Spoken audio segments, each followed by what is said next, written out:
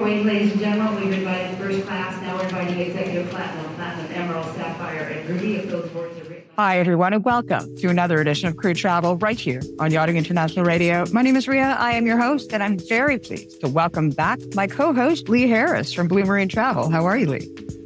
Yeah, I'm very good. I do apologize. I have been AWOL for the last couple of weeks. So it's nice to be back, and Happy New Year, because I think it's the first one we've done. Yeah, well, Happy New Year to you as well. I have to mention that Crew Travel is brought to you weekly by Blue Marine Travel, who haven't lost a passenger since Lee Harris was born back in the late 1900s. And of course, their people move people.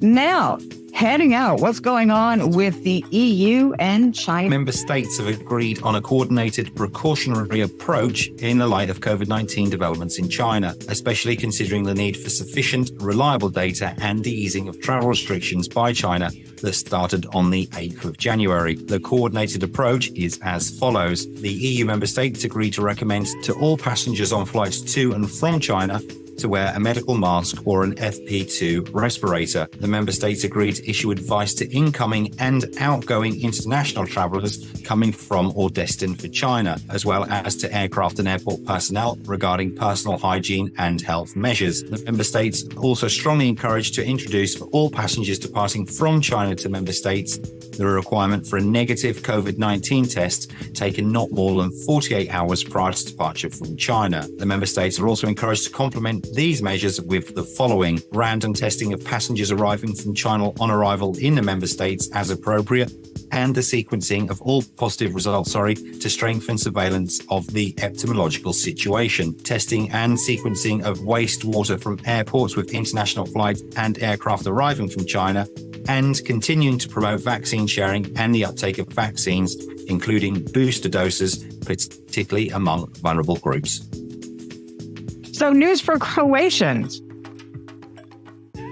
Yeah, so Croatia obviously celebrating its ascension to the Schengen area and the Eurozone. However, technical reasons are extending airport checks in the country until at least the end of March. The official change took place from the evening of December the 31st to January the 1st, when Croatia said goodbye to its currency, the kuna. On the first day of the new year, 73 border posts crossing Hungary and Slovenia were closed by the authorities. In airports, however, air travellers will remain confronted with checkups at the airport until March the 26th in order to fit in with airline schedule changes. And New Zealand has some international travel changes coming up.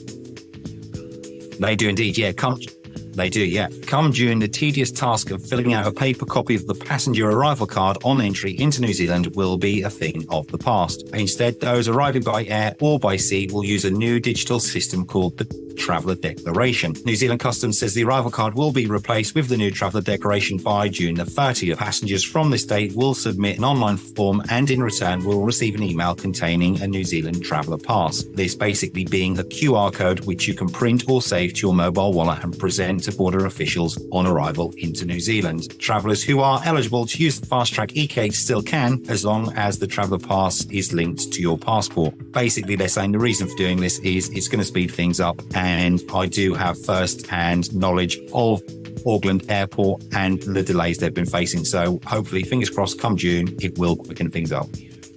I think the world really has to come to a state where we don't have to carry anything like that around. It's all digital. It's all there. The days of having to renew your passport, it makes no sense to me whatsoever when we are in a digital age in 2023.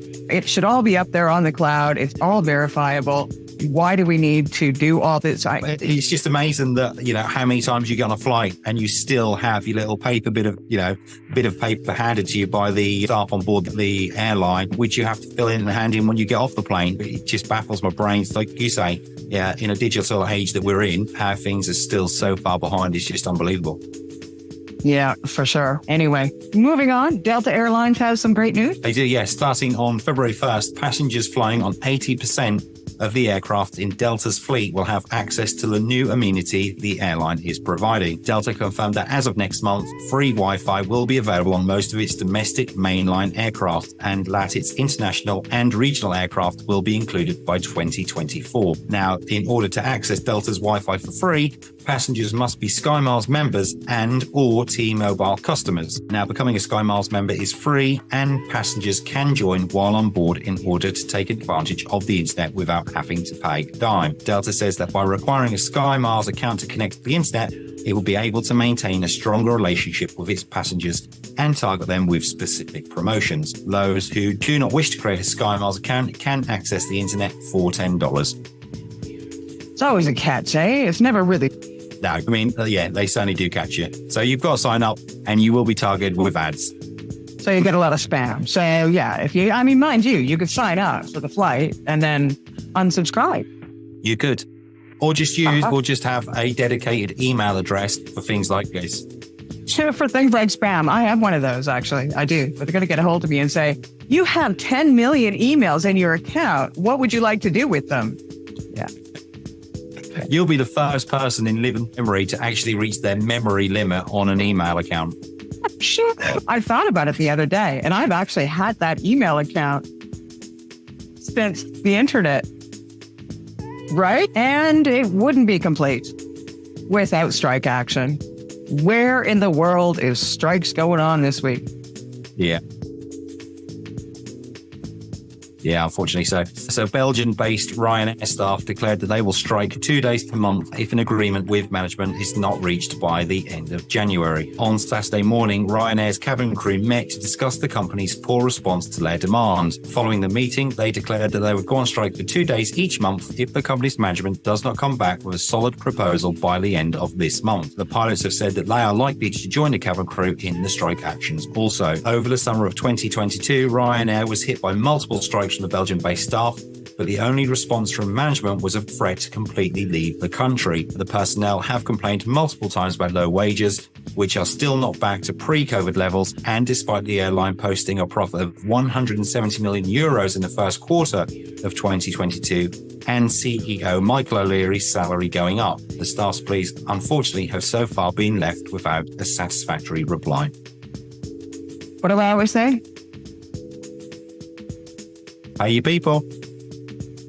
It's just as simple as that. If you want to continue to raise your salary as a CEO, if you want to continue to give back to the shareholders, you got to pay your people. You're not even going to have a company there to make those fat, juicy paychecks. Exactly right.